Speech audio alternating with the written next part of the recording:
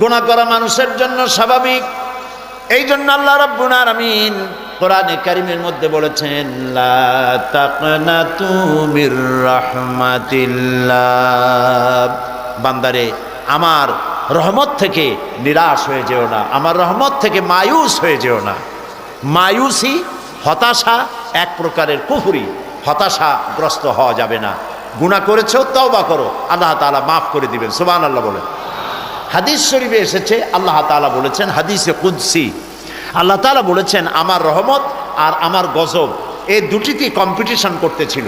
এই কম্পিটিশনে, এই প্রতিযোগিতায় আমার গজব হেরে গেছে, আমার রহমত জিতে গেছে। সুবহানাল্লাহ, সুবহানাল্লাহ।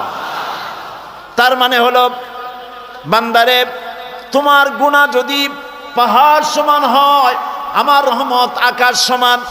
আর তোমার গুনাহ যদি আকাশ সমান হয়ে যায়, তাহলে আমার রহমত আমার আরশ উপচে পড়েছে। সুবহানাল্লাহ।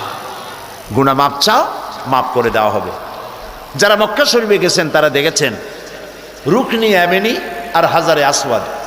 রুকনি ইয়ামিনী, হাজারে আসওয়াদ, এই জায়গাটায় কাবা শরীফের গিলাফের উপরে অনেকগুলি আয়াত আছে। তার মধ্যে একটি আয়াত এরকম আছে, ওয়া ইন্নী লাগাফফারুন লিমান তাবা ওয়া আমিলা সালিহান সুম্মা ইহতাদা।